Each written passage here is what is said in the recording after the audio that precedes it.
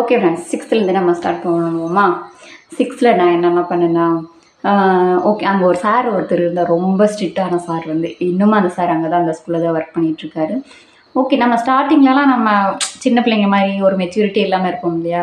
அந்த மாதிரி தான் சிக்ஸ்த்து சேர்ந்த உடனே ஓகே, எல்லாமே செட் ஆகிடுச்சு. ஸ்கூலு, ஃப்ரெண்ட்ஸு அப்பயும் அதே மாதிரி தான் இருப்பாங்க ஃப்ரெண்ட்ஸ். ரொம்ப சொல்லிக்கிற மாதிரி அந்தளவுக்கு ட்ரூ ஃப்ரெண்ட்ஸ் அப்படிலாம் யாருமே இல்லை. ஓகே, ஒரு டைம் அந்த சார் கிளாஸ் எடுத்துகிட்டு இருந்தார். அப்போல்லாம் படித்த சிக்ஸ்த்து ஸ்டூடெண்ட்ஸுக்கெலாம் தெரியும்னு நினைக்கிறேன். அதாவது 90s கிட்ஸ்க்கெலாம் தெரியும். நட்ராஜ் பாக்ஸில் அந்த லென்ஸ் மாதிரி ஒன்று வரும். குட்டியாக ஒரு லென்ஸ் மாதிரி, பிங்க் கலரில் லென்ஸ் மாதிரி ஒன்று வரும்.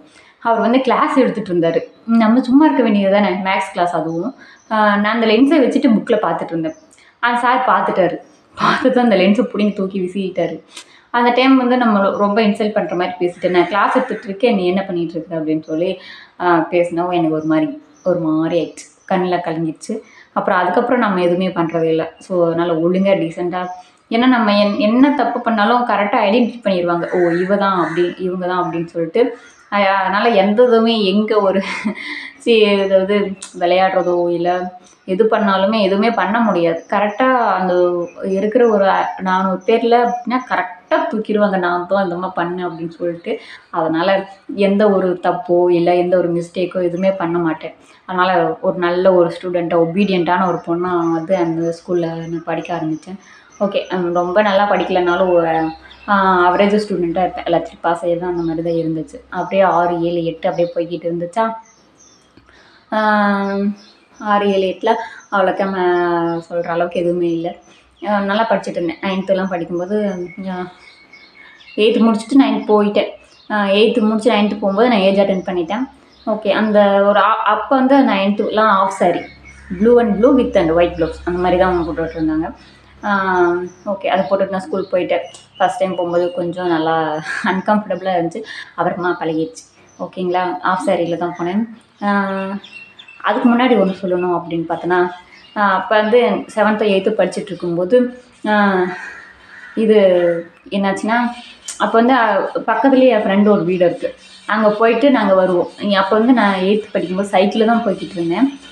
சைக்கிளில் போகவும் என் சைக்கிள் எடுத்துகிட்டு நானும் என் ஃப்ரெண்டு போயிருந்தோம்.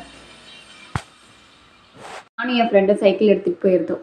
எனக்கு டபுள்ஸ் வச்சு ஓட்டி பழக்கம் இல்லை. ஃபஸ்ட் டைம் போகும்போது போயிட்டேன்.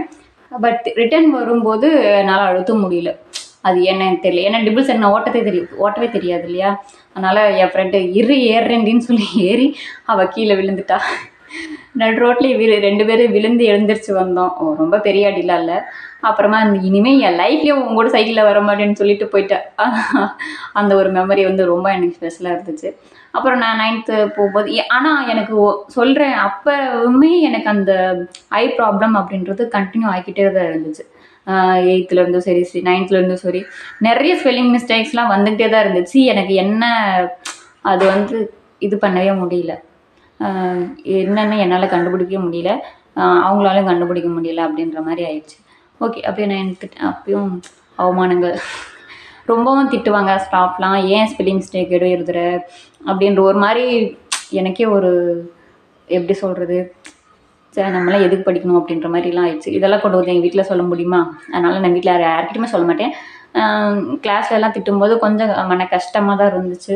ஓகே, நம்மளால் படிக்க முடியுமே, நம்மளால் எழுத முடியும்.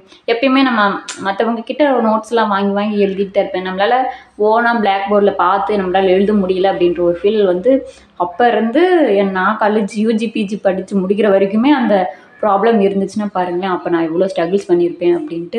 ஓகே, சரி இதை எனக்கு பெருசாக இது பண்ண வேண்டாம் அப்படின்னு சொல்லி நானும் விட்டேன். அப்போல்லாம் எங்கள் ஸ்கூலுக்கு கவர்மெண்ட்லேருந்து வருவாங்க, கண் மருத்துவ முகாம் அப்படின்லாம் அப்போல்லாம் இது இருந்துச்சு. அப்போ எல்லாருக்குமே செக் பண்ணுவாங்க, எல்லாருக்கும் நார்மலாக இருக்குன்னு சொல்லுவாங்க. ஆனால் எனக்கு மட்டும் கொஞ்சம் பவர் கம்மியாக இருக்குது, அதனால் நீங்கள் வேறு ஹாஸ்பிட்டல்லாம் கூட்டிகிட்டு போங்க அப்படிலாம் சொல்லியிருந்தாங்க. அந்த மாதிரி கூட்டிகிட்டு போகல, வேறு கண்ணாடி செக் பண்ணி கொடுத்தாங்க. அப்பயும் ஓகே, கண்ணாடியெல்லாம் நல்லா தான் இருந்துச்சு, ஸ்பெக்ஸ்லாம் ஓகே. அதுவும் நான் யூஸ் பண்ணேன், நல்லா தான் இருந்தது. இருந்தாலும் அவ்வளோக்கா சேஞ்சஸ் எனக்கு எதுவுமே தெரியவே இல்லை. அப்படியே தான் இருந்துச்சு, நார்மலாக இருக்கிற மாதிரி தான் இருந்துச்சு. அவ்வளோக்கா சேஞ்சஸ் எதுவுமே தெரியல. ஓகே, அப்படியே போயிட்டு இருந்துச்சு. 9th முடிச்சிட்டேன்னா, அப்புறம் 10th வந்துட்டேன். 10th வரும்போது தான் சுவாரஸ்யமான சம்பவம் ஒன்று இருந்துச்சு. 10th வந்து நான் படிச்சுட்டு இருந்தேன். அப்போ வந்து அது வரைக்குமே கம்யூனிட்டி சர்டிஃபிகேட் அப்படின்றது ஒன்றுமே இல்லை. அப்போ வந்து எங்கள் அப்பா வந்து மீட்டிங்க்கோ எந்த ஒரு இதுக்குமே நான் எங்கள் அப்பா கூட்டிகிட்டு வந்ததே இல்லை. எங்கள் அப்பா வந்து சைன் பண்ணுவாங்க அப்படின்னு மட்டும்தான் எங்கள் வீட்டில் தெரியும். எங்கள் வீட்டில் மீன்ஸ் ஸ்கூலில் தெரியும். எங்கள் அப்பா வந்து ரேகை அப்படின்றது தெரியாது. ஏன்னா அந்த ரேங்க் கார்டில் நம்ம தான் சைன் பண்ணிட்டு போவோம், உருட்டிட்டு போயிடுவோம். அதனால் வந்து தெரியாது. அப்போ வந்து இது இது வந்து நான் வீரன் வந்து மாட்டப்பட்ட தருணமோட வச்சுக்கலாம். எப்படின்னா எல்லாருமே கம்யூனிட்டி சர்டிஃபிகேட் வந்து கொடுத்துட்டாங்க ஸ்கூலில். நான் வந்து கொடுக்கவே இல்லையா. எங்கள் அப்பா வந்து போய் வாங்கிட்டு வந்துட்டாங்க. வீட்டில் வச்சுருக்க வேண்டியது தானே. அடுத்த நாள் என்கிட்ட கொடுத்து அனுப்பியிருக்கலாம்ல. சும்மா தேவையில்லாமல் ஸ்கூலுக்கு வந்து கொடுக்க வந்துட்டார். சரின்னு சொல்லிட்டு லோகேஷ் எல்லா ஃப்ரெண்ட்ஸ் எல்லாம் சொன்னாங்க, லோகேஷ் உங்கள் அப்பா வந்துட்டாங்க அப்படின்னு சொல்லிட்டு. நானும் சார்கிட்டெல்லாம் சொல்லிட்டு போயிட்டு பார்க்குறேன். கம்யூனிட்டி சர்டிஃபிகேட் கொண்டு வந்தாங்க. கரெக்டாக எங்கள் இன்சார்ஜ் வந்துட்டாங்க. அப்போ கவிதா மேம் அப்படின்னு சொல்லி ஒரு மேம் இருந்தாங்க. ரொம்ப ஸ்ட்ரிக்ட்டு. அவங்களுக்கு நல்ல ஹேர் லென்த்தியாக இருக்கும். அவங்க முடியை பார்த்தோன்னே நாங்கள் பயந்துருவோம், இவ்வளோ லென்த்து முடியா அப்படின்ட்டு. அதனால் ரொம்ப ஸ்ட்ரிக்ட்டு. அவங்க இருந்துட்டு சரி ஒரு நோட்டில் ஒன்று சைன் பண்ணிட்டு போகணும், நீங்கள் வெயிட் பண்ணுங்க அப்படின்னு சொல்லிட்டாங்க. எங்கள் அப்பாவும் வெயிட் பண்ணிகிட்டு இருந்தார், நானும் வெயிட் பண்ணிகிட்டு இருந்தேன். நோட்டு கொண்டு வந்தாங்க. எங்கள் அப்பா ரேகை தானே வைப்பாங்க, அதனால் நான் சைன் பண்ண மாட்டேன், வந்து ரேகை தான் வைப்பேன் அப்படின்னு சொல்லுவோம். மேம் இருந்துட்டு கேட்டாங்க, ரேங்க் கார்டில் மட்டும் எப்படி சைன் பண்ணியிருக்கீங்க அப்படின்னு சொல்லி கேட்கவும் செம்மையாக மாட்டிக்கிட்டேன். அதனால் வந்து அது வீட்டில் இருக்கும். எங்கள் அப்பா எப்படியோ சொல்லி சமாளிச்சிட்டாரு. அதாவது எப்படின்னா, வீட்டில் பொறுமையாக என்னால் எழுத முடியும், பட் இங்கே வந்து என்னால் அந்த லெட்டர்ஸ் வந்து இங்கே என்னால் எழுத முடியாது அப்படின்னு சொல்லிட்டார். ஆனால் எங்கள் அப்பாவுக்கு நான் பழகி கொடுத்துருந்தேன். ஃபஸ்ட்டு பேர் வந்து எழுதுகிற அளவுக்கு ரொம்ப பெருசாக எழுதுவார். அது சொல்லி கொடுத்தேன். அது எப்படி அந்த இடத்துல என்னை காப்பாற்றிட்டாரு. ஆனாலும் என் மிஸ்க்கு வந்து டவுட் வந்துருச்சு, இவ வந்து ஃப்ராட் பண்ணியிருக்கா அப்படின்னு சொல்லிட்டு. ஓகே, அது தனியாக என்னை வச்சு கூப்பிட்டு பயங்கரமாக திட்டாங்க. அப்புறம் நம்ம எப்பயும் போல தான் வீட்டுக்கு வந்தோடனே எங்கள் அம்மா கிட்டெல்லாம் சொல்லி இந்த மாதிரி பண்ணிட்டா அப்படின்னு சொல்லுவோம். சொல்ல வேணும், செம்மையாக திட்டாங்க. இதெல்லாம் பழகிடுச்சு இல்லை, சின்ன வயசுலேருந்து நம்ம பார்க்காததா எல்லாமே பார்த்தாச்சு. அதனால் அவ்வளோக்கா நான் ஓகே இனிமேல் இல்லை, இந்த மாதிரி தப்பு பண்ணக்கூடாது அப்படின்னு சொல்லிட்டு என்னையே நானே கன்வின்ஸ் பண்ணிக்கிட்டேன். ஓகே, 10th முடிச்சிட்டேன். 10th ரொம்ப ஹையான மார்க்லாம் இல்லை. ஓகே, பாஸ் ஆகிட்டேன், எல்லாத்துலேயுமே பாஸ் ஆகிட்டு அடுத்து 11th 12th சேர்த்துருமா இல்லையா. அதில் வந்து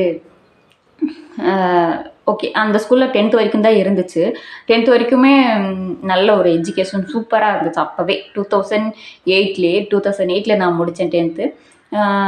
2009 10 11லாம் நாங்கள் வேறு ஸ்கூலுக்கு வந்து 11th 12th படிக்க போயிட்டோம். 10thலாம் 6th 10th வரைக்குமே இவ்வளோ தான் இருந்துச்சு. அப்போல்லாம் ரொம்ப ஸ்ட்ரிக்டாக இருந்துச்சு. செந்தில் சார்னு சொல்லிட்டு ஒரு சார் இன்னுமே இருக்கார். அவருடைய கோச்சிங்லாம் சூப்பராக இருக்கும். தமிழ் சார் அவர். நான் தமிழ் நல்லா படிப்பேனா படிக்க மாட்டேன்னு தெரியாது. என்னுடைய மார்க்கே 75 above அப்படி இருந்துச்சுன்னா பாருங்களேன். அதனால் நல்ல ஒரு கோச்சிங் அப்பயே இருந்துச்சு. இதனால் நாங்கள் சொல்ல விரும்புவது என்னவென்றால், நான் வந்து 6வதுலேருந்து 10வது வரைக்கும் எந்த ஒரு சேட்டையும் பண்ணாமல் நல்ல புள்ளியாக இருந்தேன். அதுக்கப்புறமும் நான் 11th 12th அது வந்து வேறு ஸ்கூலு, வேறு அட்மாஸ்பியர் அப்படின்றதுனால சேட்டைகள்லாம் இருந்துச்சு. ஆனால் ஒரே வீடியோவில் அதை கன்வெர்ட் பண்ண முடியாது இல்லையா. ஸோ அடுத்த வீடியோவில் பார்க்கலாம், ஓகேங்களா. உங்களுக்கு இந்த மாதிரி மெமரிஸ் இருந்துச்சுன்னா மறக்காமல் டேக் பண்ணுங்கள். ஓகேங்களா. நெக்ஸ்ட் வீடியோவில் பார்க்கலாம். Okay, bye, see you, thank you.